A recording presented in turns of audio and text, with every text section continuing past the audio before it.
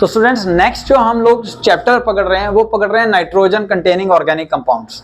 तो organic compound containing nitrogen, इसके अंदर मेनली हम जो स्टडी करते हैं वो होते हैं अमाइंस, जो आपके सिलेबस में सबसे ज्यादा पूछे जाते हैं। Then diazo compound, this two compounds are very important in your syllabus. Then cyanides and isocyanides. अब अगर हम सबसे पहले अमाइंस की बात करें, as you all know amines NH2 group को कहा जाता है। They are the derivatives of the ammonia NH3। NH3 में से एक हाइड्रोजन हटाया जाता है और उसकी जगह पे एल्काइल या एराइल ग्रुप लगा दिया जाता है। अगर एल्काइल ग्रुप लगाएंगे तो वो बन जाएंगे एल्काइल अमाइंस, अगर एराइल ग्रुप लगाएंगे तो वो बन जाएंगे एराइल अमाइंस। तो यहाँ पे आप क्लासिफिकेशन में भी आप देख सकते हो, तो इन्हें कहा जाएगा मतलब एलिफेटिक अमाइंस, एलिफेटिक अमाइंस। इन्हें कहा जाएगा एरोमेटिक अमाइंस। तो एरोमेटिक अमाइंस के आगे दो टाइप्स होते हैं, एराइल अमाइंस और aryl alkyl amines. Alkyl amines, alkyl amines में क्या होगा, आपके पास फिनाइल ग्रुप यानी कि बेंजीन रिंग होगा और बेंजीन रिंग के ऊपर सपोज CH ग्रुप है और इसके साथ NH2 लगा हुआ है, तो ये हो गया पुत्र अल्क अमीन, अल्क अमीन।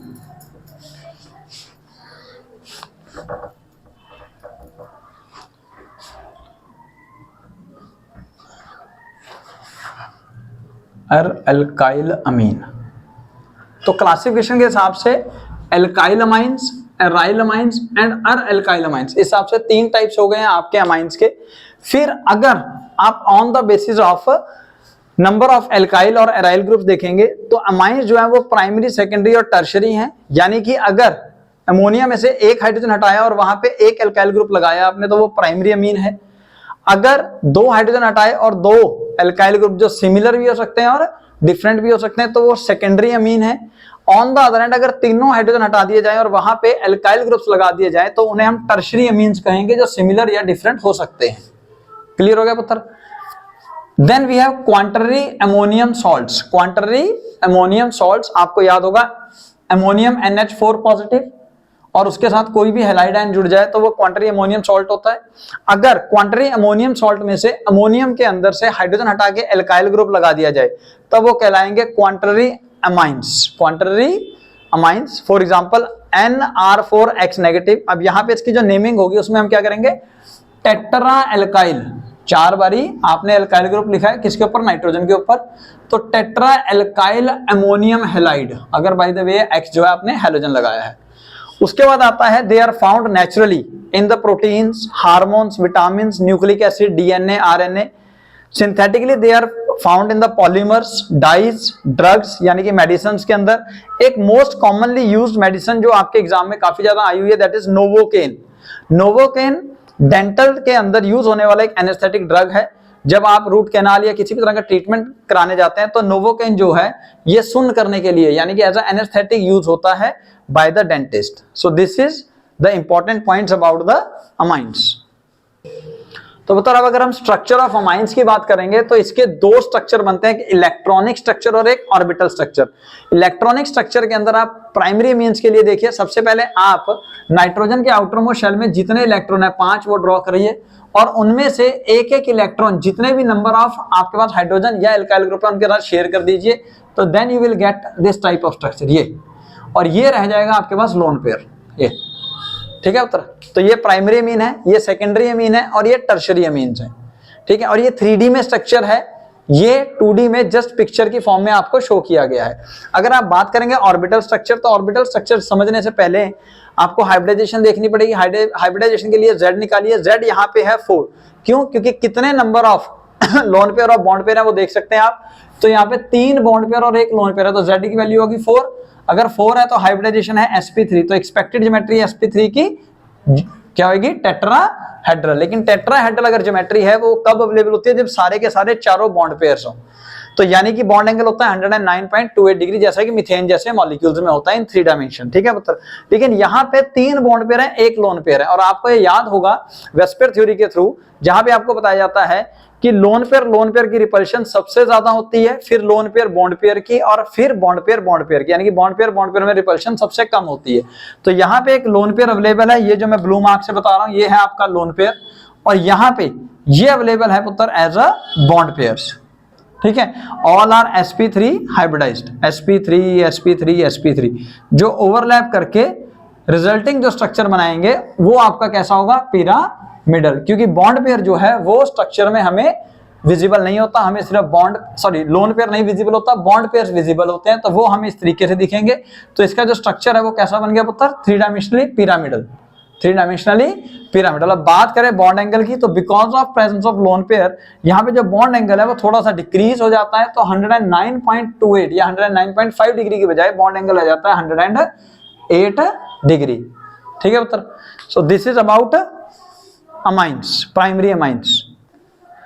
तो पुत्र अब नॉमेनक्लेचर ऑफ अमाइंस में चलते हैं। तो सबसे पहले प्राइमरी के लिए स्टडी करेंगे, तो एलिफेटिक अमाइंस RNS2, R जो है वो एल्काइल ग्रुप होगा अगर एलिफेटिक अमाइंस है। तो सपोज इनके कॉमन नेम और IUPAC के लिए आप रूल समझिए। कॉमन नेम के लिए रूल है एल्काइल अमाइंस, अगर एराइल अमाइन होंगे तो aryl amines.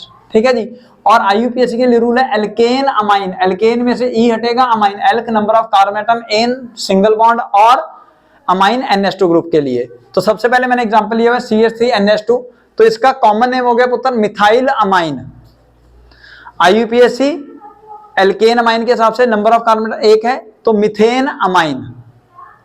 C2H5 ethyl amine, और IUPAC इथेन अमाइन। अब ये वाला कंपाउंड देखिए, जनरली देखो इसको हम ऐसे भी स्टडी करते हैं, CH3 CH2 CH2 NH2, तो ये बन जाएगा पुत्र N propyl amine, N propyl amine, यानी कि नॉर्मल प्रोपाइल वाला अमाइन। ठीक है, ये कॉमन नेम है। IUPAC नेम होगा इसका प्रोपेन 1 अमाइन या प्रोपेन अमाइन। लेकिन अगर ये जो स्पेशल बार बार आता है एग्जाम में नेमिंग के लिए, अगर NH2 सेकंड कार्बन पे लगा है तो ये बन जाएगा प्रोपाइल का सेकंड ग्रुप, यानी कि आइसो, तब इसे कहा जाएगा आइसोप्रोपाइल अमाइन, आइसोप्रोपाइल अमाइन। और common name isopropyl IUPAC propane 2 amine. अब अगर बेंजीन के ऊपर NH2 ग्रुप यानी कि C6H5NH2 है, जिसको हम अराइल अमाइन का नाम दे रहे हैं, तो पुत्र इसका मोस्ट पॉपुलर नेम है एनिलीन। आप सबने कई बार ये देखा और पढ़ा होगा। लेकिन अगर हम common name in terms of aryl amine देखेंगे तो आप C6H5 को फिनाइल बोलते हैं, then it is named as phenyl amine. और IUPAC में भी इसका जो नाम है वो एनिलीन ही एक्सेप्टेड है, लेकिन फिर भी रूल के हिसाब से अगर नाम रखना है तो बेंजीन का E हटाएंगे और benzene amine. This is the name for aryl amine. तो स्टूडेंट नेक्स्ट एलिफेटिक अमाइंस में हम लेते हैं secondary amines. Secondary amines suppose alkyl group 2 R2NH, यानी कि 2 हाइड्रोजन अमोनिया के चले गए और 2 एल्काइल ग्रुप आ गए। अब वो अगर सेम हुए, R सेम हुए, तो वो सिंपल अमाइंस कहलाते हैं। अगर अल्काइल ग्रुप्स डिफरेंट हुए तो वो मिक्स्ड अमाइंस कहलाते हैं। क्लियर हो गया पुत्र। तो इसका एग्जांपल मैंने CH3NH CH3 सिंपल का, और इधर CH3NH C2H5 दे रखे हैं। अब इनके कॉमन नेम और IUPAC के रूल समझिए। कॉमन नेम में NN डाई एल्काइल अमीन, NN डाई एल्काइल अमीन, अमीन के ऊपर से 2 हाइड्रोजन हटके 2 एल्काइल ग्रुप लगे हैं, इसलिए इसको NN डाई एल्काइल अमीन कहा जाता है। और NN इसलिए क्योंकि जो एल्काइल ग्रुप लगे हैं वो नाइट्रोजन के साथ अटैच्ड हैं। क्लियर हो गया। अब IUPAC में आप इन दोनों एल्काइल ग्रुप में से एक एल्काइल ग्रुप को मेन चेन मानिए और दूसरी को साइड चेन मान लीजिए। और मेन चेन डेफिनेटली अगर दोनों सेम है तो किसी को भी मान लो, अगर डिफरेंट होगा तो जहां पे कार्बन एटम ज्यादा होंगे उसको आप मेन मानोगे। तो हम एग्जांपल समझते हैं। सपोज CH3NH CH3 का नाम NN डाई मिथाइल अमीन, कॉमन नेम समझ आ गया। IUPAC के हिसाब से N एक को मेन मान लो, इसको मेन, इसको, तो N के ऊपर मिथाइल ग्रुप है, N मिथाइल, देन इसके बाकी के लिए मिथेन अमाइन। ठीक है जी, प्राइमरी वाला जैसे किया था। अब सपोज ये आ गया पुत्र CH3NH C2H5, इसके अंदर एक तरफ इथाइल है एक तरफ मिथाइल है, तो अल्फाबेटिकली E पहले लिखेंगे, N इथाइल N मिथाइल अमीन, कॉमन नेम। IUPAC के लिए पुत्र दोनों में से किसी एक को मेन चेन मान लो, दूसरी को साइड चेन मान लो। तो मेन चेन 2 वाली होगी, तो ये रहा इथेन, तो इथेन के साथ नाइट्रोजन है, नाइट्रोजन के ऊपर मिथाइल ग्रुप है, तो N methyl ethanamine. So this could be the IUPAC name. अगर आप टर्शरी आ जाता है, लेट्स सपोज, ठीक है जी, टर्शरी वाला, हम 2 मिनट के लिए तीनों सेम, कार्बन की जगह नाइट्रोजन लगाओ। ठीक है पुत्र। तो इसका कॉमन नेम क्या होगा, N, N, 3 बार ही है पुत्र। तो कौन सा लगा हुआ है, जो लगा है वो लिखो। तो यहाँ पे मिथाइल ही लगाया मैंने, ट्राई मिथाइल अमीन। ठीक है पुत्र। IUPAC के लिए किसी एक को मेन मान लो, बाकियों को साइड चेन मान लो। तो उस हिसाब से N दोनों सेम सेम है तो इसलिए यहां पे लिख सकते हैं हम N, डाई मिथाइल मिथेनामाइन। अगर सेम ना हुए तो सर अल्फाबेटिकल ऑर्डर के हिसाब से हम नेमिंग कर लेंगे। इन तीन थोड़े से कॉम्प्लेक्स मीन्स हैं आपके एनसीईआरटी के, हैं इनके नेमिंग करेंगे आप। तो स्टूडेंट्स ये कंपाउंड और ये कंपाउंड दिया था, तो सबसे पहले आपको याद रखना है लाइन नोटेशन के अंदर जहां कहीं पे भी बेंड होता है वहां पे मतलब होता है कार्बन एटम, या जहां पे डॉट हो, ठीक है। और नाइट्रोजन कार्बन के साथ लिंक करेगा थ्रू अ बॉन्ड, ये आपको पता है। तो अगर नाइट्रोजन ऐसे लिखा होता और ऐसे, तो इसका मतलब यहाँ पे एक कार्बन एटम है और ये बॉन्ड है, तो इस हिसाब से ये एक कार्बन हुआ, ये एक कार्बन हुआ, इधर ये कार्बन, एक कार्बन, एक कार्बन, एक कार्बन। ऊपर तो CH3 ग्रुप उन्होंने बड़े खुले दिल से लिख ही दिया है। तो इसका मतलब अगर मैं इसको स्ट्रक्चर बनाऊंगा, नाइट्रोजन CH3 CH2 CH3, इधर CH2 CH2 CH2 CH3। अब रूल क्या है, अगेन सेम वही रूल कि आप इन तीनों एल्काइल ग्रुप में, टर्शियरी अमाइन है ना पुत्र, इन तीनों में से किसी एक को मेन चेन मानो। तो किसको मानोगे, जैसे नंबर ऑफ कार्बन एटम सबसे ज्यादा है वो ये वाला होगा, 4 कार्बन एटम वाला, ठीक है। तो अब रह गया मिथाइल और इथाइल। अब इनमें नेमिंग करते समय अल्फाबेटिकल ऑर्डर, तो N ethyl, N methyl, butane 1, butane amine, butanamine, ठीक है जी। अब इसके ऊपर आ जाओ पुत्र, यहाँ पे भी वही नाइट्रोजन का रूल, इधर वाला कार्बन, इधर वाला कार्बन, दो कार्बन, लेकिन यहाँ पे डबल बॉन्ड है। तो इस बार जो मेन चेन है वो डेफिनेटली आप समझ गए होंगे, क्योंकि फंक्शन ग्रुप यहाँ पे N के साथ में डबल बॉन्ड भी आया है तो वो आएगा। तो अब ये साइड चेन है, तो N इथाइल इथ 1 इन, फर्स्ट कार्बन के बीच में और सेकंड के बीच में डबल बॉन्ड है, N इथाइल इथ 1 इन 1 अमीन। क्लियर हो गया पुत्र ये। उसके बाद नीचे वाले में अगर आप ध्यान दें नीचे वाले में नाम ध्यान दें तो आपको एनिलीन दिया था और थर्ड और फोर्थ पोजीशन पे मिथाइल ग्रुप लगाया था, है ना। तो लेकिन हम आईयूपीएसी नेम पूछ रहे हैं, तो उस हिसाब से 3,4 डाई मिथाइल बेंजीन, ये हटा के बेंजीन अमाइन। सिंपल, ये नेम्स हैं, इस हिसाब से आप इनकी प्रैक्टिस करें और भी जितने हो सकते हैं उतने क्वेश्चन करें तो अच्छा रहेगा।